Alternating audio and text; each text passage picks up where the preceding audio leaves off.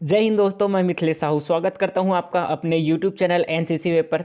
दोस्तों, अगर आप लोग एनसीसी ABC सर्टिफिकेट एग्ज़ाम की तैयारी कर रहे हैं तो एनसीसी एग्ज़ाम 2023 के लिए सिर्फ आज से सिर्फ आपके पास 2 महीने का समय बच जाता है। तो आप लोगों को ए ग्रेड लाना है। अगर आप लोगों को तैयारी करना है ए ग्रेड का तो आप लोगों को पढ़ाई चालू कर देना होगा। और आज से मैं स्पेशल क्लासेस आप लोग के लिए लाऊंगा जो काफ़ी थोड़ा सा बड़ा होगा क्लास, लेकिन एकदम डीपली पढ़ेंगे और एक टॉपिक से कितने सारे क्वेश्चंस, किस प्रकार के क्वेश्चंस पूछे जाते हैं, सारे क्वेश्चन आंसर्स को कवर करके ही जाएंगे। तो चलिए चालू करते हैं आज का पहला class. NCC AB and C certificate exam 2023 के लिए रहेगा सभी क्लासेस। और टारगेट आप लोगों को लेके चलना है ए ग्रेड का, और ये क्लास 1 होगा। अब आप लोगों को आने वाले समय में एक हफ्ते के अंदर 2 या 3 क्लासेस मैं प्रोवाइड करूंगा जो एकदम डीपली होगा। और आज हम लोग शुरुआत करेंगे जीरो लेवल से, तो ये क्लास 1 रहेगा, ध्यान रखना है। और आज के जो टॉपिक है, आज के क्लास जो है वो एनसीसी के बारे में जितने क्वेश्चंस पूछे जाते हैं, क्वेश्चन आंसर्स, और एनसीसी ड्रिल के बारे में जितने क्वेश्चन आंसर आपके एग्जाम में पूछे जाते हैं, सभी क्वेश्चन आंसर्स को आज हम लोग डिस्कशन करेंगे। तो चलिए पढ़ते हैं सबसे पहला question. Basic information about NCC. NCC से रिलेटेड किस प्रकार के क्वेश्चंस आपके एग्जाम में पूछे जाते हैं। तो सबसे पहला क्वेश्चन बनता है, एनसीसी की स्थापना कब हुई। प्रश्न यहाँ पे पूछा गया है, एनसीसी की स्थापना कब हुई, या फिर इसी को यही इस प्रकार से भी पूछा जाता है, किस वर्ष संसद द्वारा एनसीसी एक्ट पारित किया गया। तो किस वर्ष सांसद द्वारा एनसीसी एक्ट पारित किया गया बोलेंगे तो आप लोगों को सिर्फ बता देना है सन, क्योंकि यहाँ पे किस वर्ष पूछा गया है तो आप लोगों को बता देना है 1948। लेकिन आप लोगों से पूछा जाएगा कि एनसीसी की स्थापना कब हुई, तो अब आप लोगों को पूरा बताना है 16 जुलाई 1948। तो यहाँ से प्रश्न याद रखना है आप लोगों को, एनसीसी की स्थापना कब हुई, तो 16 जुलाई 1948 लिखना है। और किस वर्ष सांसद द्वारा एनसीसी एक्ट पारित किया गया, तो सन 1948। अब आप लोगों के माइंड में एक चीज़ आ रहा होगा, क्वेश्चन आंसर को डिस्क्रिप्टिव टाइप क्यों पढ़ा रहा हूँ। और आप लोगों ने अभी देखा होगा, हाल ही में एक पेपर आउट हुआ था जिसमें ये बोला था कि आप लोगों का जो एग्ज़ाम होगा एनसीसी का वो अब ऑब्जेक्टिव टाइप्स का होगा करके। तो आप लोगों को ये सोच के नहीं चलना है कि हम लोगों का पेपर डिस्क्रिप्टिव टाइप नहीं होगा। आप लोगों को डिटेल पढ़ना है। आप लोग डिटेल पढ़ोगे तभी आप लोग चीज़ें याद रख पाओगे। डिटेल पढ़े रहोगे तो आप लोगों से फिल इन द ब्लैंक्स में क्वेश्चन पूछे जाए, या ऑब्जेक्टिव टाइप के क्वेश्चन पूछा जाए, या डिस्क्रिप्टिव टाइप का क्वेश्चन पूछा जाए, या राइट और रॉन्ग टाइप्स का क्वेश्चन पूछा जाएगा, तो आप लोग अच्छे से बना लोगे। तो इसलिए आप लोगों को डीपली पढ़ना है एक एक चीज़, ठीक है। फिर पढ़ते हैं नेक्स्ट क्वेश्चन। किसकी अध्यक्षता में सरकार ने 1946 में एनसीसी समिति गठित की थी। प्रश्न यहाँ पे पूछा गया है, किसकी अध्यक्षता में सरकार ने 1946 में एनसीसी समिति गठित की थी। वेरी वेरी इंपॉर्टेंट क्वेश्चन हो जाता है, क्योंकि आप लोग एनसीसी का बेसिक इन्फॉर्मेशन पढ़ रहे हो तो जीरो लेवल से ही आप लोगों को याद करते जाना है। तो यहाँ पे पूछा गया है, किसकी अध्यक्षता में सरकार ने 1946 में एनसीसी समिति गठित की थी। तो पंडित हृदय नाथ कुंजरू, ये नाम याद आप लोगों को, याद नहीं है तो आप लोगों को याद कर लेना है। पंडित हृदय नाथ कुंजरू की अध्यक्षता में सरकार ने सन 1946 में एनसीसी समिति गठित की थी, नहीं भूलोगे। फिर देखते हैं नेक्स्ट क्वेश्चन। भारत में एनसीसी के कितने निदेशालय हैं। प्रश्न पूछा गया है, भारत में एनसीसी के कितने निदेशालय हैं। तो आप लोग पढ़े होंगे 17 निदेशालय। तो ये फिल इन द ब्लैंक्स में पूछेंगे तब भी आप लोगों को लिख लेना है, या तो फिर डिस्क्रिप्टिव टाइप पूछेंगे, 1 नंबर के सवाल जवाब में पूछेंगे तब भी आप लोगों को 17 निदेशालय है। भारत में एनसीसी के कुल 17 निदेशालय है, ये लिख लेना है, ठीक है। फिर देखते हैं नेक्स्ट क्वेश्चन। एनसीसी का ध्येय सूत्र क्या है। यहाँ पे पूछा गया है एनसीसी का ध्येय सूत्र क्या है। इसी को हम लोग बोल देते हैं मोटो, एनसीसी का मोटो, या फिर इसी को हम लोग बोल देते हैं एनसीसी का आदर्श वाक्य। क्या बोलते हैं, आदर्श वाक्य, ठीक है। तो एनसीसी का मोटो पूछेंगे, एनसीसी का ध्येय सूत्र पूछेंगे, या आप लोगों से एनसीसी का आदर्श वाक्य पूछेंगे तो आप लोगों को बता देना है यूनिटी एंड डिसिप्लिन, ये हो जाता है इंग्लिश में। हिंदी में आप लोगों को लिखना है एकता और अनुशासन, ठीक है। जीरो लेवल से क्वेश्चंस आ रहे हैं तो आप लोगों को थोड़ा सा इजी लग रहा होगा क्वेश्चन, धीरे धीरे लेवल बढ़ते जाएगा। फिर देखते हैं अगला question. Please like share and subscribe. Exam दिलाने जाओगे तो वाइवा में भी पूछेंगे इस टॉपिक से क्वेश्चन आंसर, या फिर आप लोग नॉर्मल परेड करने जाते हो अपने परेड ग्राउंड में तभी आपके सीनियर या आपके पीआई स्टाफ इस टॉपिक से बहुत सारे क्वेश्चंस पूछ सकते हैं। तो आप लोगों को न सिर्फ एनसीसी एग्ज़ाम को देख के पढ़ना है, बल्कि अपने नॉलेज को ध्यान में रखते हुए ये टॉपिक बहुत अच्छे से पढ़ना है। तो देखते हैं, सबसे पहला ड्रिल की परिभाषा पूछा जाता है। प्रश्न पूछा जाता है ड्रिल की परिभाषा, मतलब ड्रिल की परिभाषा लिखो, ऐसा पूछ दिया जाता है। ऐसा कैसे लिखना है ये चीज़ आप लोगों को समझना है। जैसे ही ड्रिल का नाम सुनते हो तो आपके दिमाग में क्या आता है? हम लोग परेड ग्राउंड में जाते हैं तो हम लोग ड्रिल करते हैं। तो ड्रिल में क्या क्या करते हैं? जैसे सावधान करते हैं, विश्राम करते हैं, पीछे मुड़, दाएं मुड़, बाएं मुड़, सावधान, विश्राम, यही सब चीज़ आता है ना। ड्रिल ड्रिल का नाम सुनते ही हमारे दिमाग में ये सारा चीज़ आता है। लेकिन इसको कैसे परिभाषित करेंगे? ड्रिल को परिभाषित कैसे करेंगे? तो परिभाषित करने के लिए एक छोटा सा वाक्य में आप लोगों को यही सब चीज़ व्यक्त करना है, ठीक है। तो किसी प्रोसीजर को क्रमवार और उचित तरीके से अनुकरण करने की कार्यवाही को कवायद या ड्रिल कहते हैं। ड्रिल से आप लोगों को क्या समझ आता है? सावधान, विश्राम, दाएं मुड़, बाएं मुड़, तेज चल, ये सारा चीज़ आता है आपके माइंड में ड्रिल का नाम सुनते ही, क्योंकि परेड ग्राउंड में ड्रिल करने जाते हैं, बोलते हैं, तो यही सब चीज़ करते हैं। अब इसको परिभाषित करने के लिए आप लोगों को सिर्फ एक वाक्य में लिखना है, किसी प्रोसीजर को क्रमवार और उचित तरीके से अनुकरण करने की कार्यवाही को ड्रिल या कवायद कहते हैं, ठीक है। प्रश्न याद रहेगा, ड्रिल की परिभाषा आप लोगों को लिखने आ जाएगा। फिर देखते हैं नेक्स्ट क्वेश्चन। तो ड्रिल कितने प्रकार के होते हैं? प्रश्न यहाँ पे पूछा गया है, टाइप्स ऑफ ड्रिल, ड्रिल कितने प्रकार के होते हैं? तो अगर आप लोगों से फिल इन द ब्लैंक में सिर्फ ये पूछा जाता है ड्रिल खालिस्तान प्रकार के होते हैं, तो आप लोगों को लिख देना है 2 प्रकार का। अगर आप लोगों से दोनों प्रकार का नाम पूछा जाता है तो आप लोगों को बताना है ड्रिल 2 प्रकार के होते हैं, कौन कौन सा? तो सबसे पहला हो जाता है आपका ओपन ड्रिल, उसके बाद हो जाता है क्लोज ड्रिल। इसको हिंदी में लिखोगे ओपन ड्रिल ही, और इसको क्लोज ड्रिल को भी लिखोगे इस प्रकार से, क्लोज ड्रिल, ठीक है। यहाँ से चीज़ें क्लियर हो गया। अब आप लोगों से पूछा जाता है कि ओपन ड्रिल कहाँ किया जाता है? तो ये फील्ड एरिया में किया जाता है, युद्ध के मैदान में, फील्ड एरिया में, ठीक है, फील्ड एरिया में ये आप लोग ओपन ड्रिल करते हो। और क्लोज ड्रिल जो करते हो वो कहाँ करते हो? तो आपके शांति के क्षेत्र में रहते हुए अपने परेड ग्राउंड में करते हैं, ठीक है। याद रखना, अगर आप लोगों को चीज़ें याद नहीं हो रहा है तो नोट करते जाना है, या फिर क्लास को 2 बार पढ़ना है, चीज़ें अच्छे से याद होंगी, ठीक है। फिर पढ़ते हैं नेक्स्ट क्वेश्चन, ड्रिल से क्या लाभ है? वेरी वेरी इंपॉर्टेंट क्वेश्चन है। प्रश्न पूछा गया है ड्रिल से क्या लाभ है, तो आप लोगों को 2 से 3 पॉइंट में लिख देना है। ड्रिल से क्या लाभ है पूछेंगे तो ड्रिल हमें प्रसन्नता से ऑर्डर का पालन करना सिखाती है। उसके बाद दूसरा पॉइंट लिखोगे, अनुशासन व टीम वर्क की भावना का विकास करना सिखाती है। ड्रिल क्या सिखाती है? फिर ड्रिल से क्या लाभ है? तो अनुशासन व टीम वर्क की भावना का विकास कराती है। उसके बाद शरीर को चुस्त बनाती है, ठीक है। तो ये 3 पॉइंट में आप लोगों को लिख देना है ड्रिल का लाभ। फिर पढ़ते हैं नेक्स्ट क्वेश्चन, देखते हैं। तो ड्रिल क्या है? यहाँ पे सिर्फ ये पूछा गया है ड्रिल क्या है, तो ड्रिल अनुशासन की बुनियाद है। सुने होंगे आप लोग अपने सीनियर से, ड्रिल क्या है? तो ड्रिल अनुशासन की बुनियाद है। फिर देखते हैं नेक्स्ट क्वेश्चन, ड्रिल की बुरी आदतें क्या है? बैड हैबिट्स इन ड्रिल, ये पूछा जाता है आपके सीनियर्स के द्वारा, आपके प्यारी स्टाफ के द्वारा, या आपके एएनओस के द्वारा। तो आप लोगों को ये चीज़ें याद होनी चाहिए और अपने जूनियर्स को ये चीज़ें बताना भी है आप लोगों को कि ड्रिल की बुरी आदतें कौन कौन सी हैं और इससे बचना चाहिए। तो ड्रिल में निम्न बुरी आदतें मानी जाती है, कौन कौन सा? तो ड्रिल करते समय आप लोग अनावश्यक हरकत नहीं करोगे, ठीक है। ड्रिल में अनावश्यक हरकत करना ड्रिल की बुरी आदत मानी जाती है। उसके बाद आँख का घुमाना, ये भी ड्रिल की बुरी आदत मानी जाती है।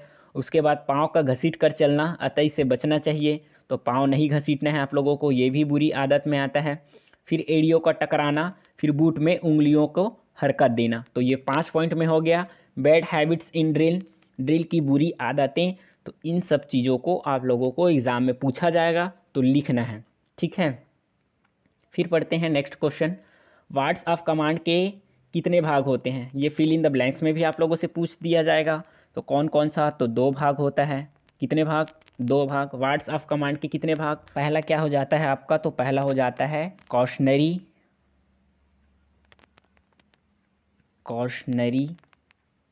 और दूसरा हो जाता है आपका एग्जीक्यूटिव।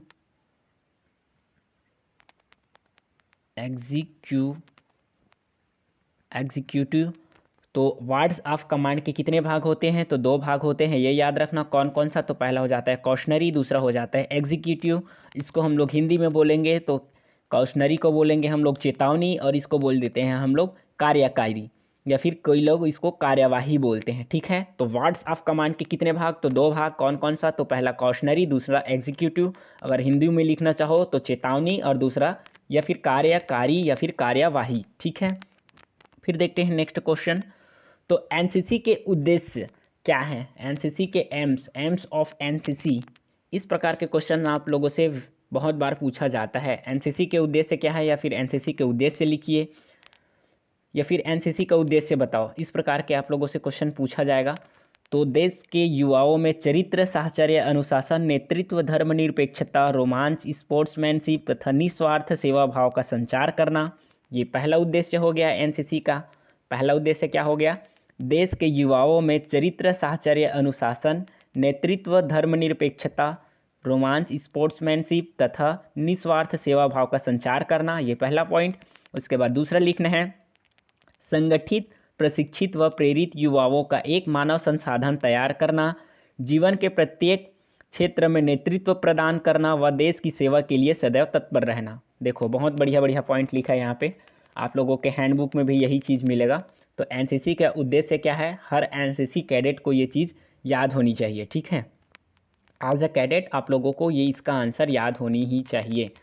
उसके बाद तीसरा पॉइंट है, सशस्त्र सेना में जीविका अर्थात करियर बनाने के लिए युवाओं को प्रेरित करने हेतु उचित वातावरण का प्रदान करना। ठीक है, तो एनसीसी के उद्देश्य, ये एम्स ऑफ एनसीसी कौन कौन से हैं, क्या है, या फिर एनसीसी का उद्देश्य लिखो बोलेंगे तो आप लोगों को 3 से 4 पॉइंट में लिखना है। एक बार और सुन लो अच्छे से। देश के युवाओं में चरित्र, साहचर्य, अनुशासन, नेतृत्व, धर्मनिरपेक्षता, रोमांच, स्पोर्ट्समैनशिप तथा निस्वार्थ सेवा भाव का संचार करना, संगठित, प्रशिक्षित व प्रेरित युवाओं का एक मानव संसाधन तैयार करना, जीवन के प्रत्येक क्षेत्र में नेतृत्व प्रदान करना व देश की सेवा के लिए सदा तत्पर रहना। उसके बाद तीसरा पॉइंट में आप लोग लिखोगे, सशस्त्र सेना में जीविका अर्थात करियर बनाने के लिए युवाओं को प्रेरित करने हेतु उचित वातावरण प्रदान करना। तो ये हो गया एनसीसी का उद्देश्य। फिर देखते हैं नेक्स्ट क्वेश्चन, एनसीसी का झंडा किन रंगों की पट्टियों से बना है। वेरी वेरी इंपॉर्टेंट क्वेश्चन है, एनसीसी का झंडा किन रंगों की पट्टियों से बना है। तो कितने रंगों के पट्टियों से मिलकर बना है, सिर्फ पूछ दिया जाएगा आप लोगों से, तो आप लोगों को लिख देना है 3 रंगों की पट्टियों से मिलकर बना है। कौन कौन सा, तो सबसे पहला हो जाता है गहरा लाल, उसके बाद नीला, फिर आसमानी। और एनसीसी फ्लैग के बारे में आप लोगों को डिटेल जानना है तो इस पर मैंने ऑलरेडी एक स्पेशल क्लास लाया था 10 मिनट का, वो मैं यहीं कार्ड पे या फिर एंड स्क्रीन में दे दूंगा, या फिर डिस्क्रिप्शन में, इस वीडियो के डिस्क्रिप्शन बॉक्स में उस क्लास का लिंक मिलेगा, आप लोगों को जाके ज़रूर पढ़ना है।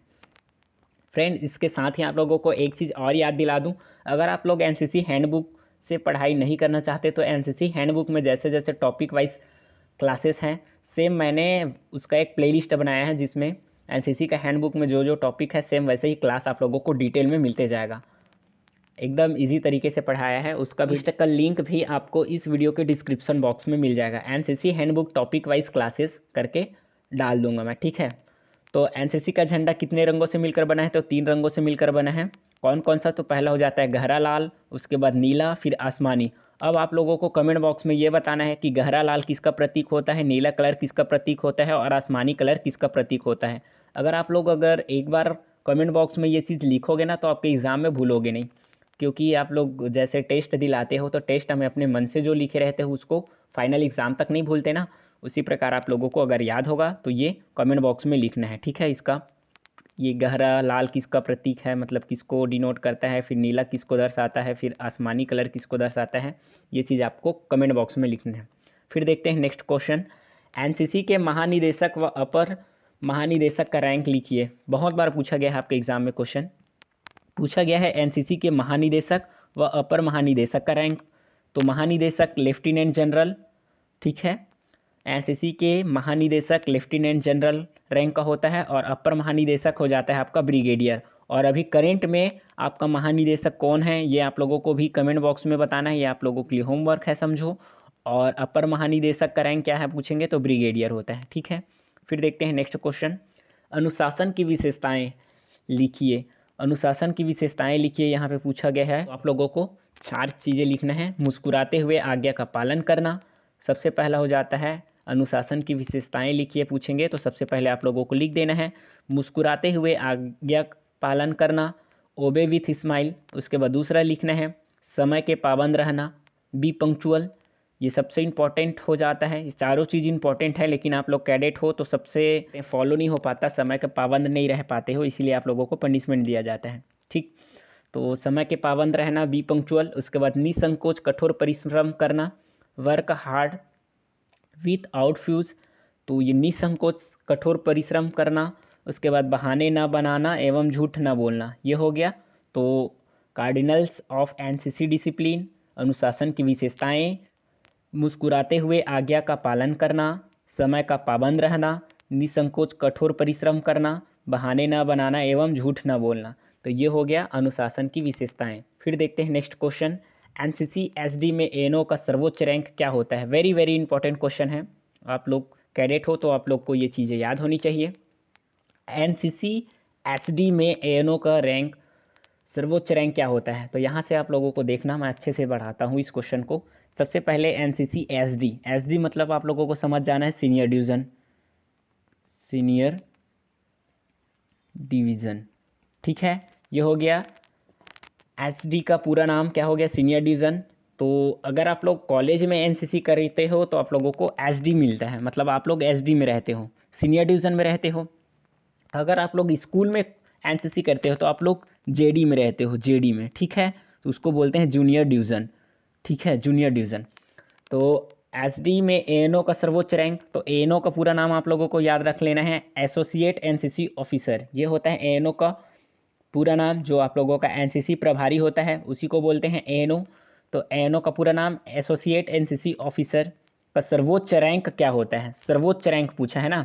तो जैसे ही आप लोगों का एएनओ अपना ट्रेनिंग ख़त्म करके आते हैं तो आप लोगों को, मतलब उनको 2 स्टार लगता है।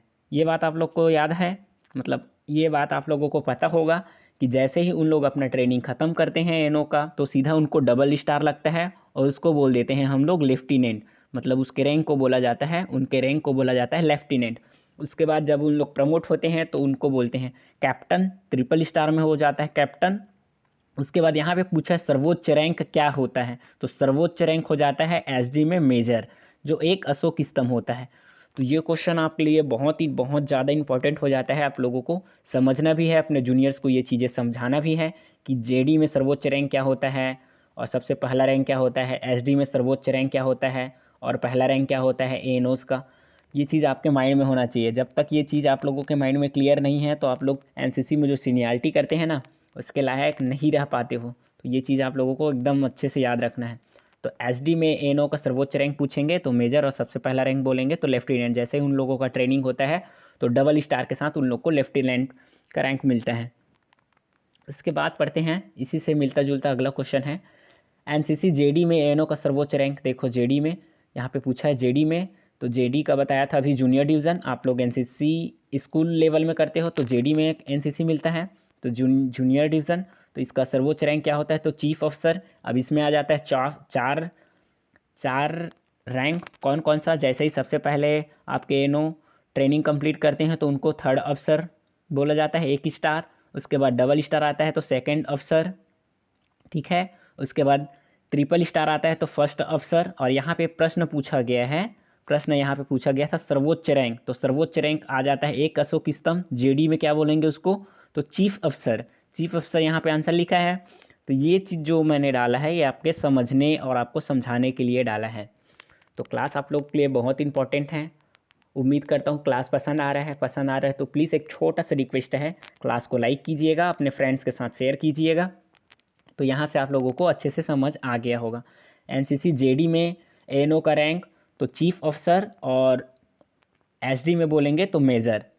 ठीक है, अशोक स्तंभ के साथ। और जेडी में अगर अशोक स्तंभ हैं तो उनको चीफ अफसर बोलेंगे। ठीक, अब आप लोग को समझना है एएनओ में मतलब जेडी में एएनओ का कितना रैंक होता है, तो 4 रैंक। सबसे पहला थर्ड अफसर बताया, फिर सेकेंड अफसर, फिर फर्स्ट अफसर, उसके बाद चीफ ऑफिसर। और यही अगर आप लोगों का एसडी में हो जाता है, एसडी में एएनओ का रैंक 3 हो जाता है, पहला लेफ्टिनेंट, उसके बाद कैप्टन, फिर मेजर। ये बात आप लोगों को अपने दिमाग में ध्यान रखना है, याद ही रखना है। फिर देखते हैं नेक्स्ट क्वेश्चन। तो क्वेश्चन है एनसीसी गान के रचयिता कौन है, या एनसीसी गान के रचयिता हैं, प्रश्न पूछा गया है तो श्री सुदर्शन फकीर, ये हो जाते हैं आपके एनसीसी गान के रचयिता।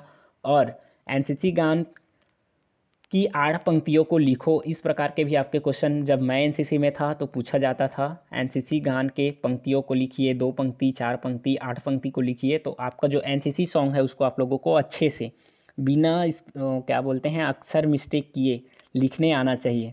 ठीक है, तो एनसीसी गान के रचयिता यहाँ पे पूछा गया है तो श्री सुदर्शन फकीर। फिर पढ़ते हैं नेक्स्ट क्वेश्चन। सामान्य तेज चाल में कदम की लंबाई कितनी लेते हैं? अब देखो ड्रिल से प्रश्न है, तो सामान्य तेज चाल में कदम की लंबाई कितनी लेते हैं? तो ये हो जाता है आपका 30 इंच।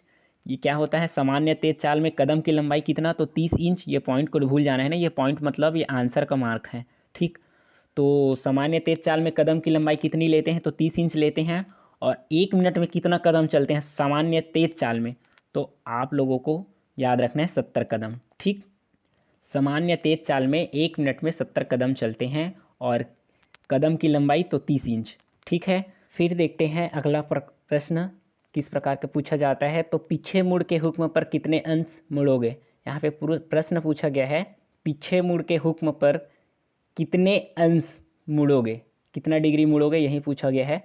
तो आप लोग पीछे मुड़ का आप लोगों को जब क्वेश्चन मिलता है तो आप लोग मुड़ जाते हो 180 डिग्री।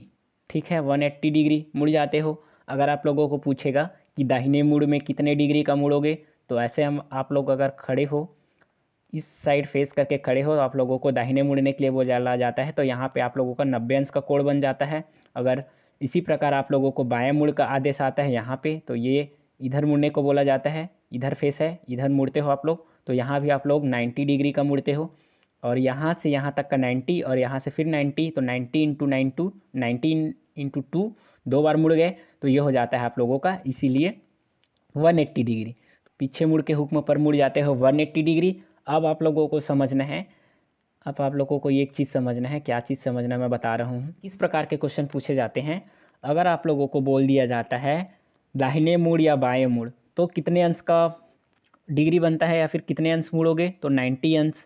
अब आप लोगों को बोल दिया जाता है कभी कभी आधा दाहिने मुड़, तो इसी को आप लोगों को कर देना है 2 से डिवाइड, 2 से डिवाइड, तो ये हो जाता है आप लोगों का 45 अंश। 45 इंटू 2 तो 4 5, ये हो जाते हैं 45 अंश मुड़ते हो आधा दाहिने मुड़ में। पूरा दाहिने या फिर बाएं मुड़ में आप लोग मुड़ते हो 90 अंश, और पूरा पीछे मुड़ में मुड़ जाते हो आप लोग 180 डिग्री।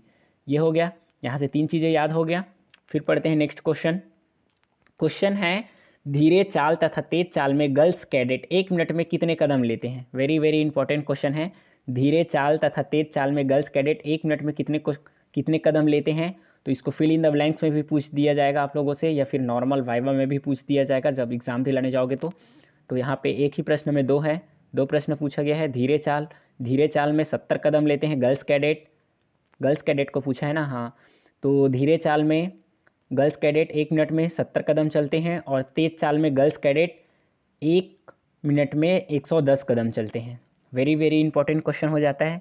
धीरे चाल तथा तेज चाल में गर्ल्स कैडेट 1 मिनट में कितने कदम चलते हैं या फिर कितने कदम लेते हैं, तो 70 कदम, और तेज चाल में 110 कदम। फिर पढ़ते हैं अगला क्वेश्चन। खुली लाइन तथा निकट लाइन चल में आगे अगली तथा पिछली लाइन में कितने कदम का फासला होता है? वेरी वेरी इंपॉर्टेंट क्वेश्चन है, आप लोगों को याद भी होनी चाहिए। ये प्रश्न पूछा गया है खुली लाइन तथा निकट लाइन चल में अगली तथा पिछली लाइन कितने कदम का फासला होता है। इसको डिटेल में मैं समझाने की कोशिश करता हूँ, बट समझना थोड़ा सा। आप लोगों को क्रेट खुली लाइन चल ये वाला आदेश आता है, तो आप लोग अपने माइंड में क्या लाते हो, एक थेरो 1 2 करके। तो एक थेरो जब लेते हो तो एक पूरा कदम लेते हो, एक पूरा कदम ले लिए, उसके बाद एक हाफ लिए, एक हाफ लेते हैं, उसके बाद इसी को मिला लेते हैं। तो एक कदम और हाफ कितना, 1.5 कदम। कितना ले लिए आप लोग, 1.5 कदम यहाँ ले लिए। अब ये पीछे वाला भी तो उतना चलता है, एक थ्रो 1 2, ये लोग पीछे साइड निकलते हैं, तो इन लोग भी 1.5 कदम निकल गए। 1.5 कितना हो गया, 3 कदम हो गया, 3 कदम।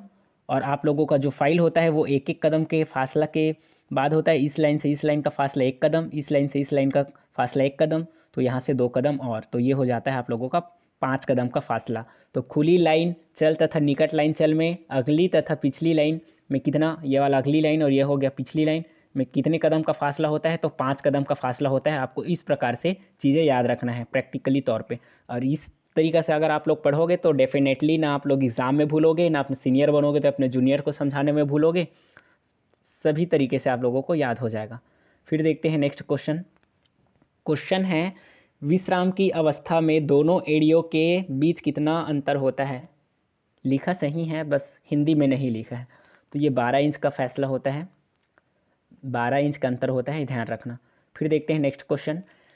खड़ा संतरी सलामी शस्त्र तथा बगल शस्त्र में किस किस ओहदे के अधिकारी को सैल्यूट देते हैं? यहाँ पे एक वर्ड आया है ओहदे, ये तो खड़ा संतरी सलामी शस्त्र तथा बगल शस्त्र में किस किस ओहदे की अधिकारी को सैल्यूट करते हैं? तो यहाँ पे आप लोगों को समझ जाना है, ये रैंक की बात कर रहे हैं, ओहदे मतलब रैंक की बात कर रहे हैं। तो खड़ा संतरी सलामी शस्त्र तथा बगल शस्त्र में किस किस ओहदे के अधिकारी को सैल्यूट करते हैं?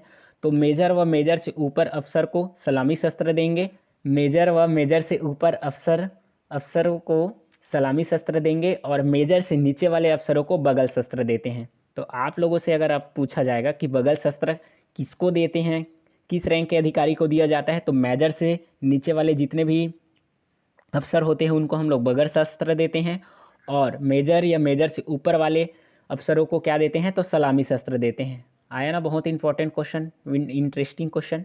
फिर देखते हैं नेक्स्ट क्वेश्चन। तो विसर्जन का तरीका लिखो। अब बहुत से लोगों को ये कन्फ्यूज़न रहता है कि विसर्जन कैसे करते हैं, लाइन तोड़ कैसे करते हैं, तो ये भी चीज़ आप लोगों को याद रखना है, और आपके एग्ज़ाम में पूछा ही जाता है। एनसीसी सी सर्टिफिकेट के एग्ज़ाम में बहुत बार पूछा गया प्रश्न है।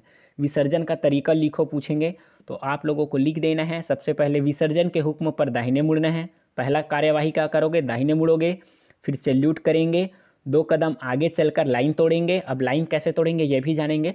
तो प्रोसेस क्या है, विसर्जन का तरीका क्या है?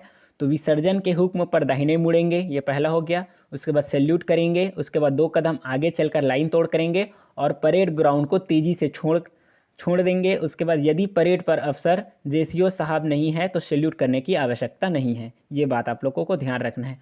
विसर्जन का तरीका लिखो पूछेंगे, तो विसर्जन के हुक्म पर दाहिने मुड़ना है सबसे पहले, उसके बाद सैल्यूट कर रहे हैं, उसके बाद 2 कदम आगे चलना है, फिर लाइन तोड़ करना है, उसके बाद परेड ग्राउंड को तेज़ी से छोड़ना है। यदि परेड पर अफसर जेसीओ साहब नहीं है तो आपको सैल्यूट करने की आवश्यकता नहीं है। ये हो गया विसर्जन का तरीका।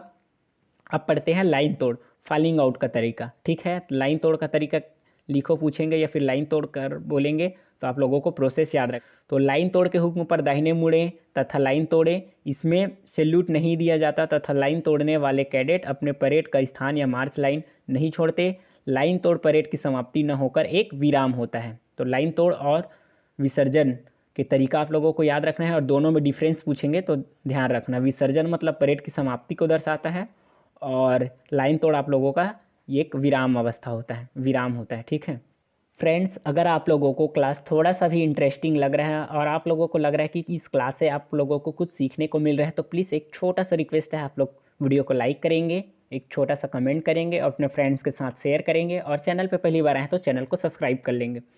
दोस्तों, कुछ दिन पहले मेरे आँख में बहुत ज़्यादा प्रॉब्लम चल रहा था, इसलिए आप लोगों को मैं क्लासेस प्रोवाइड नहीं कर पा रहा था। लेकिन आज से ठीक 2 महीना बाद आप लोगों का C certificate, B certificate, A certificate का एग्ज़ाम है। मतलब फरवरी के एंड में आप लोगों का एग्ज़ाम हो जाएगा, ऐसा सुनने में आ रहा है।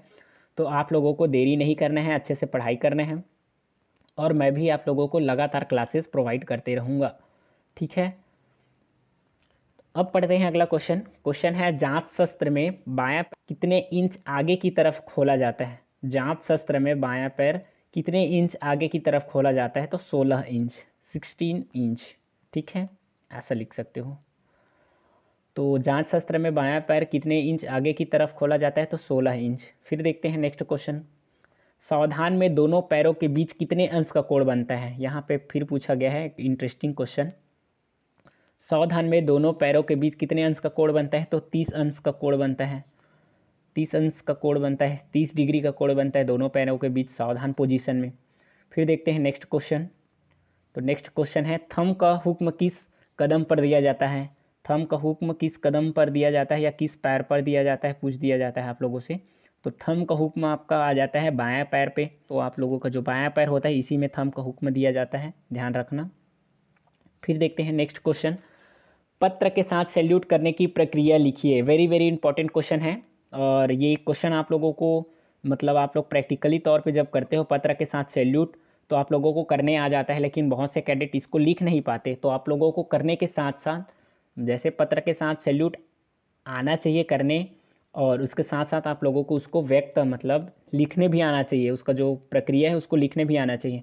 तो पत्र के साथ सैल्यूट पर जिस अफसर को देना है उसे 3 कदम पहले थंब करने हैं। जहाँ पे अफसर खड़ा है, जिस ऑफिसर को आपको पत्र देना है उससे 3 कदम पहले आपको थंब करना है। उसके बाद सामने का सैल्यूट करना है। उसके बाद पत्र दाहिने हाथ से देना है, तो दाहिने हाथ में रखोगे, यहाँ से लेफ्ट साइड रहेगा, उसको राइट हैंड में लेना है। फिर 1 कदम पीछे लें, फिर सैल्यूट करें, फिर पीछे मुड़ कर तेज चल की कार्यवाही करें। तो सबसे पहले आप लोगों को सिंपल भाषा में समझाता हूँ। सबसे पहले जो अफसर को आपको पत्र देना है वो जहाँ खड़ा है वहाँ तक आप लोगों को तेज चल करते हुए जाना है। उससे ठीक 3 कदम पहले आप लोगों को रुकना है, थंब करना है, उसके बाद सैल्यूट करना है, फिर लेफ्ट साइड से राइट हाथ में अपना पत्र निकालना है, फिर उसको देना है, फिर 1 कदम पीछे लेना है, सैल्यूट मारना है, फिर पीछे मुड़ना है, फिर तेज चल की कार्यवाही करना है। तो यही यहाँ पे लिखा हुआ है। ठीक है, पत्र के साथ सैल्यूट करने की प्रक्रिया लिखिए बोलेंगे तो ये चीज़ आप लोगों को लिखना है। फिर आ जाता है सामने का सैल्यूट के हुक्म पर क्या कार्यवाही करोगे।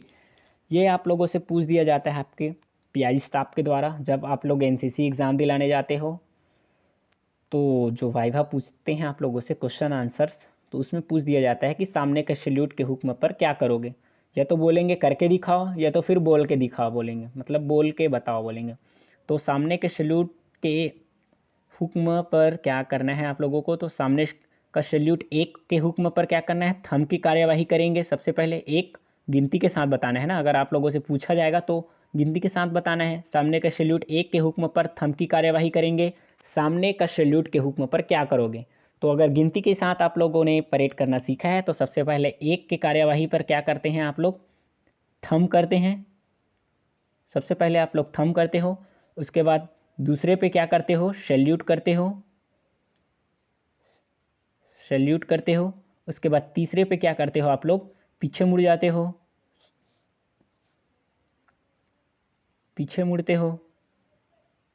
ठीक है, पीछे मुड़ते हो। 4 की काउंट पे क्या करते हो आप लोग, फिर से तेज चलते हो, तेज चल।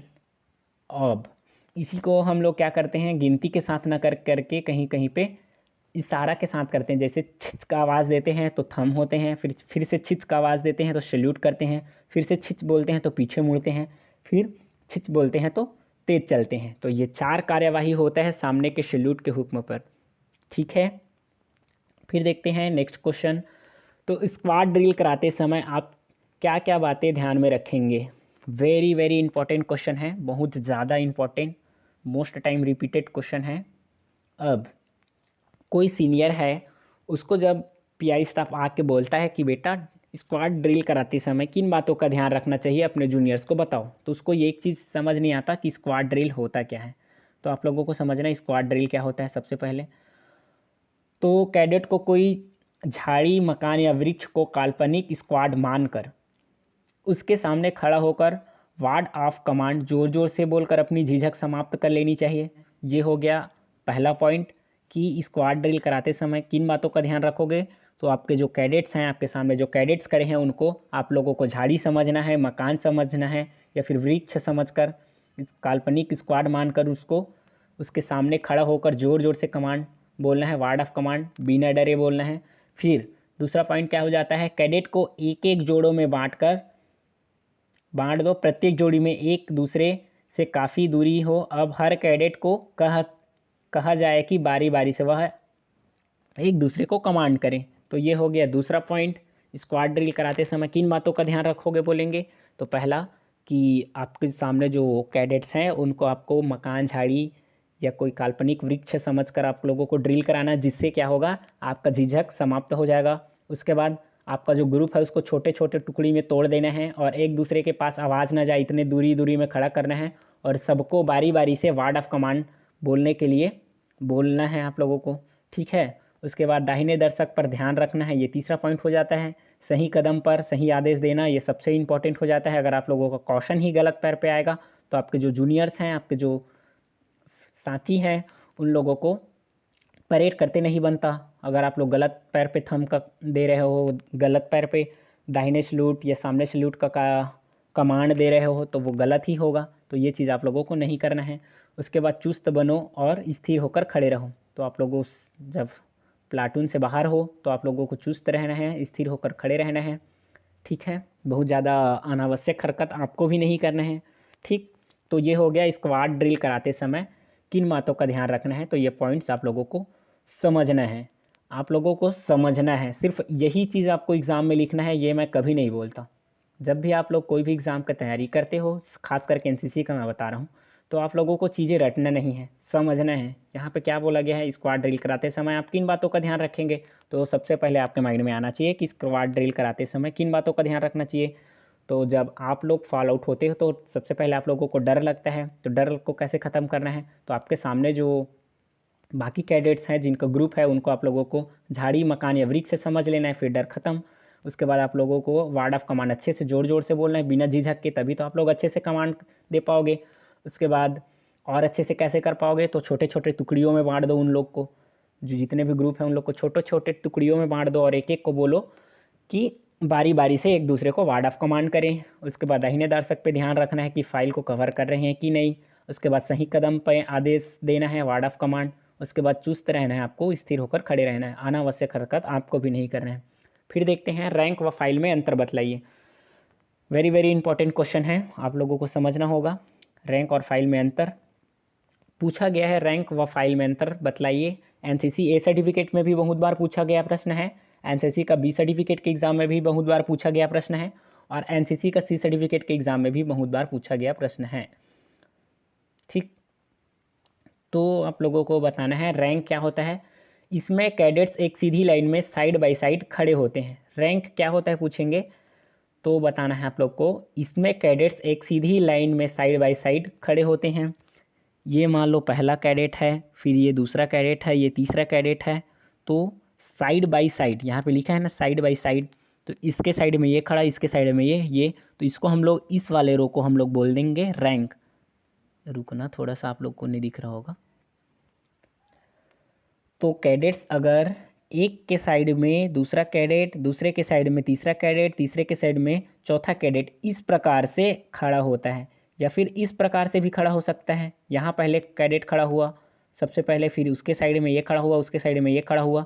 तो आप लोग को समझना है कि एक कैडेट है, तो कैडेट यहाँ पे खड़ा है, तो इसके इस साइड दूसरा कैडेट खड़ा हो सकता है, इस साइड तीसरा कैडेट, या शुरू में यहाँ कैडेट खड़ा है तो उसके इस साइड भी कैडेट खड़ा हो सकता है, और इस साइड भी खड़ा हो सकता है। तो इस प्रकार के अगर होता है ऐसा या ऐसा, तो इसको हम लोग क्या बोलेंगे, रैंक बोलेंगे। देखो एक कैडेट खड़ा हुआ, दूसरा कैडेट, तीसरा कैडेट, अब इसको इस प्रकार से रो में लो या इस प्रकार से लो, तो इसको हम लोग बोल देंगे रैंक। अब हम हो जाता है फाइल, दूसरा हो जाता है फाइल, यहाँ पे पूछा गया है। तो रैंक व फाइल में अंतर, तो फाइल में इसमें भी कैडेट सीधी लाइन में सामने से कवर करते हुए एक दूसरे के पीछे खड़े होते हैं। अब देखना, जैसे कि यहाँ ये हो गया आपका रैंक, इस प्रकार साइड बाय साइड खड़े हुए हैं कैडेट, तो इसको हम लोग बोल देंगे रैंक। अब इसके पीछे एक के पीछे यहाँ पे बोले हैं सामने से कवर करते हुए, तो ये सामने खड़ा है, फिर इसको कवर किया दूसरा कैडेट, फिर इसको कवर किया तीसरा कैडेट, ये सामने खड़ा है, इसको कवर किया दूसरा कैडेट, फिर इसको कवर किया तीसरा कैडेट। तो इस प्रकार के जो रो ये कॉलम बनेगा, इसको बोल देंगे हम लोग फाइल। ठीक है, होप आप लोगों को रैंक व फाइल में अंतर समझ आ गया।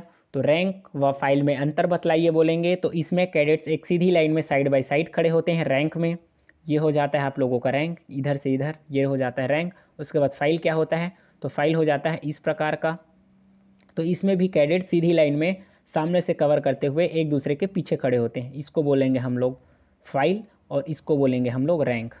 ठीक, फिर देखते हैं नेक्स्ट क्वेश्चन। ड्रिल के लिए जाते समय ड्रेस के बारे में कौन कौन सी बातें ध्यान में रखोगे। एज अ एनसीसी कैडेट आपको ये चीज़ें याद होनी चाहिए। ड्रिल के लिए जाते समय अपने ड्रेस के बारे में कौन कौन से सावधानी या किस प्रकार से आपके ड्रेस को पहनना है, क्या करना है उसके साथ, क्या नहीं करना है, ये चीज़ें आप लोगों को याद होनी चाहिए। तो सबसे पहला पॉइंट हो जाता है ड्रेस साफ तथा प्रेस की हुई होनी चाहिए। मोस्ट इम्पॉर्टेंट पॉइंट, ड्रेस आपको हमेशा साफ पहनना है और ड्रेस आपकी प्रेस हुई होनी चाहिए। ठीक है, उसके बाद कमीज तथा पैंट की सभी बटन लगी हो तथा एक रंग का हो। आपका जो ट्राउज़र या शर्ट है वो ऑड कलर का नहीं होना चाहिए, एक पुलिस वर्दी दूसरा खाकी, ऐसा नहीं करना है आप लोगों को, ठीक है। तो दोनों एक कलर का होना चाहिए और दोनों का सभी बटन लगा हुआ होना चाहिए। ड्रेस अधिक ढीली ना हो ना अधिक चुस्त हो। अगर आप लोगों का ड्रेस बहुत ज़्यादा ढीला या चुस्त है तो आप लोग ड्रिल नहीं कर पाओगे। तो ड्रिल में जाने के समय ये सावधानी आप लोगों को रखना है आप ड्रेस के साथ। फिर जूतों पर चमकती हुई पॉलिश हो तथा फीते मुड़े ना हो और ठीक ढंग से बांधे गए हों। यह हो जाता है आपका तीसरा पॉइंट, जूते पर चमकती हुई पॉलिश हो तथा फीते मुड़े ना हो और ठीक ढंग से आपका जो लेस है वो बंधा हुआ होना चाहिए। सिर के बाल छोटे होने चाहिए बॉयज़ कैडेट्स के लिए। उसके बाद ड्रिल में जाने से पहले दाढ़ी बनाना आवश्यक है, मोस्ट इम्पॉर्टेंट, वरना रगड़ा खाते हो। फिर टोपी सिर पर ठीक ढंग से एक समान लगाएं, ठीक है। तो ये कुछ बातें हैं जो ड्रिल में जाते वक्त आपको ध्यान रखना रहता है आपके ड्रेस के लिए। फिर देखते हैं नेक्स्ट क्वेश्चन। तो यहाँ से होता है आज का क्लास कंप्लीट। आई होप कि आप लोगों को क्लास बहुत पसंद आया होगा। क्लास पसंद आया तो प्लीज़ वीडियो को लाइक कीजिए, अपने फ्रेंड्स के साथ शेयर कीजिए और चैनल पे पहली बार आए तो चैनल को सब्सक्राइब कर लीजिए। और एक इम्पॉर्टेंट चीज़, अगर आप लोग एनसीसी एबीसी सर्टिफिकेट एग्ज़ाम की तैयारी कर रहे हैं तो चैनल तो आपके लिए बहुत इंपॉर्टेंट हो ही जाता है, लेकिन अगर आप लोग एक्स कैडेट हैं तो एक्स कैडेट्स के लिए जो स्पेशल एंट्रीज निकाला जाता है उसका सबसे पहले नोटिफिकेशन और कैसे उसमें फॉर्म भरना है, कब आपको कॉल अप लेटर आता है, उसके बाद कब आप लोग शॉर्ट लिस्ट होते हो, कौन कौन सा डॉक्यूमेंट कैरी करना है, एसएसबी इंटरव्यू में कैसे जाना है। तो फॉर्म भरने से लेकर एसएसबी इंटरव्यू में जाने तक के बीच का सारा प्रोसेस आप लोगों को इस चैनल के माध्यम से मिल जाता है। कोई भी गवर्नमेंट जॉब हो जिसमें एनसीसी वालों को सबसे पहले प्रेफरेंस दिया जाता है उसका भी नोटिफिकेशन आपको इस चैनल के माध्यम से मिल जाता है। तो मिलते हैं नेक्स्ट क्लास में। ये क्लास 1 था, ऐसे ही आने वाले क्लास में आप लोगों को क्लास 2 क्लास 3 वाला सीरीज़ मिलेगा और ये आपके एग्ज़ाम के लिए बहुत इंपॉर्टेंट रहेगा। तो मिलते हैं नेक्स्ट क्लास में, तब तक के लिए जय हिंद। चैनल को सब्सक्राइब कर लीजिए, चैनल है एनसीसी वे।